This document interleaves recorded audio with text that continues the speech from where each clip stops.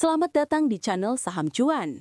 Video analisa fundamental kali ini atas permintaan dari @ramsi_fauzan6649.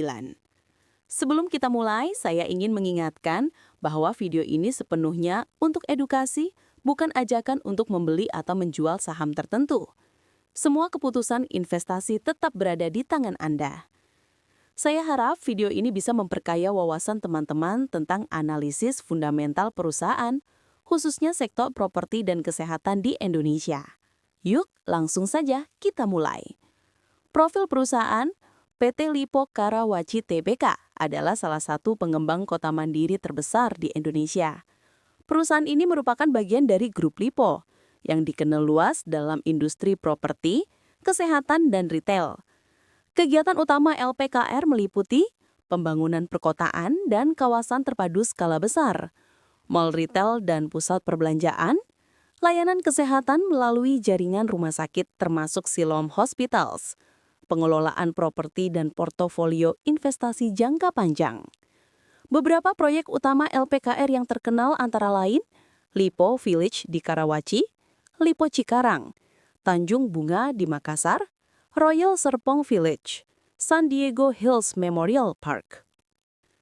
Dengan portofolio yang beragam ini, LPKR tidak hanya berfokus pada pembangunan residensial, tetapi juga sektor yang memberikan pendapatan berulang seperti mal dan rumah sakit.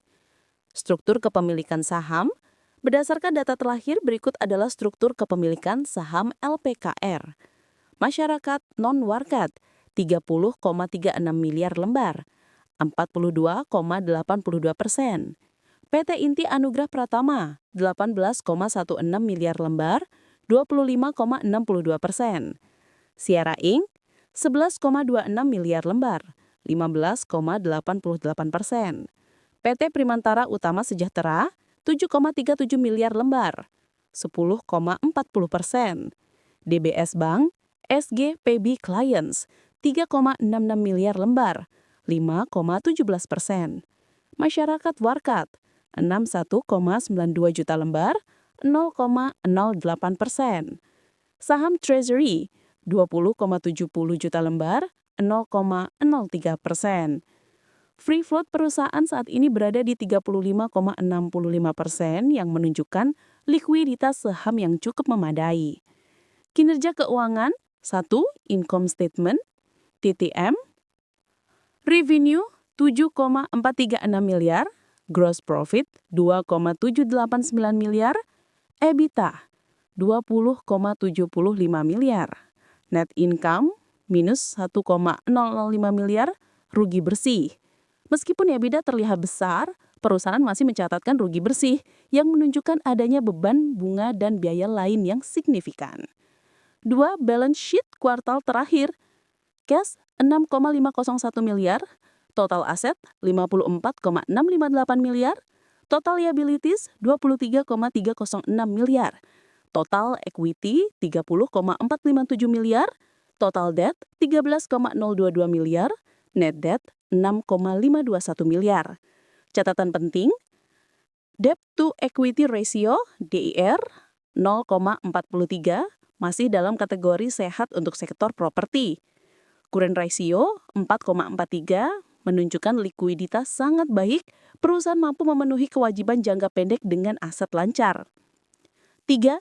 Cash flow statement, TTM, cash from operation, minus 839 miliar negatif, cash from investing, 6,813 miliar, cash from financing, minus 1,079 miliar, free cash flow, minus 984 miliar.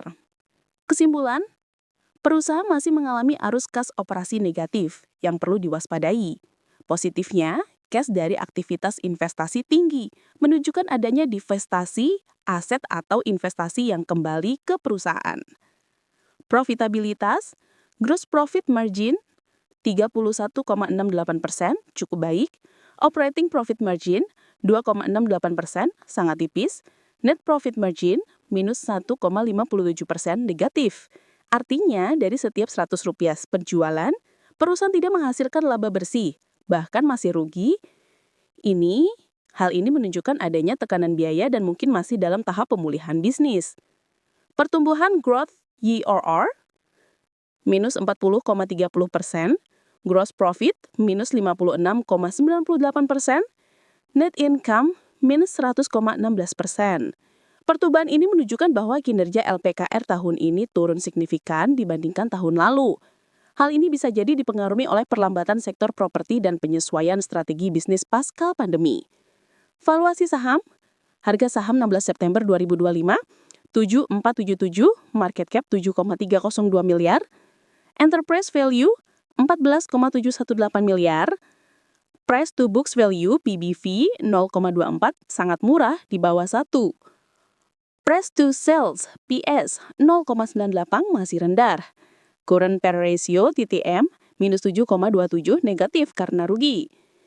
EV EBITDA 1,00 sangat menarik karena biasanya di bawah 10 dianggap murah.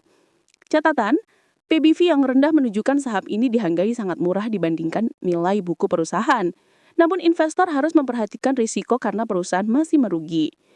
Efektivitas manajemen, return on asset ROA minus 1,84%, return on equity atau ROE minus 3,30%, return on capital employed ROCE minus 1,49%, interest coverage ratio minus 0,91 negatif, artinya laba operasional tidak cukup menutupi bunga utang. Kesimpulan, efektivitas manajemen masih perlu ditingkatkan. Saat ini modal dan aset belum menghasilkan pengembalian yang optimal. Analisis solvability, debt to equity ratio, DIR 0,43 aman, total liability equity 0,77 stabil, total debt to all total asset 0,24 cukup sehat. Altman Z-score 5,01, zona aman dari risiko kebangkrutan. Artinya, meskipun perusahaan mencatat rugi bersih secara struktur keuangan, LPKM masih sehat dan tidak berisiko tinggi mengalami financial distress. Kinerja harga saham, dalam 1 tahun terakhir saham LPKR bergerak sebagai berikut. 1M plus 15,73%, 3M plus 22,62%, 1Y plus 18,39%, 3Y minus 8,04%, 10Y minus 88,96%, penurunan besar dalam jangka panjang. Catatan kenaikan jangka pendek menunjukkan sentimen positif investor, namun dalam jangka panjang saham ini masih tertekan. Ringkasan analisis, 1. Fundamental campuran, LPKR memiliki aset besar dan valuasi murah, namun masih rugi. 2. PBV rendah, menarik untuk investor value, tapi perlu memperhatikan risiko. 3. Debt sehat, DR rendah dan Altman Z-score aman. 4. Cash flow negatif masih jadi perhatian utama. 5. Harga saham jangka pendek mulai pulih, namun jangka panjang masih underperform. Kesimpulan LPKR saat ini dalam posisi valuasi menarik, khususnya dari sisi PBV dan EV/EBITDA. Namun, perusahaan masih menghadapi tantangan besar, terutama pada profitabilitas dan arus kas. Bagi investor jangka panjang, saham ini bisa menjadi pilihan jika percaya pada strategi turnaround grup Lipo. Namun, perlu disiplin dalam manajemen risiko. Itulah analisa fundamental lengkap PT Lipo Karawaci Tbk, LPKR. Menurut kalian, apakah saham ini layak untuk dipegang dalam jangka panjang? Atau sebaiknya dihindari dulu? Tulis pendapat kalian di kolom komentar. Dan jangan lupa sebutkan saham apa yang ingin kita bahas di video selanjutnya. Terima kasih sudah menonton dan sampai jumpa di video selanjutnya di channel Saham Cuan.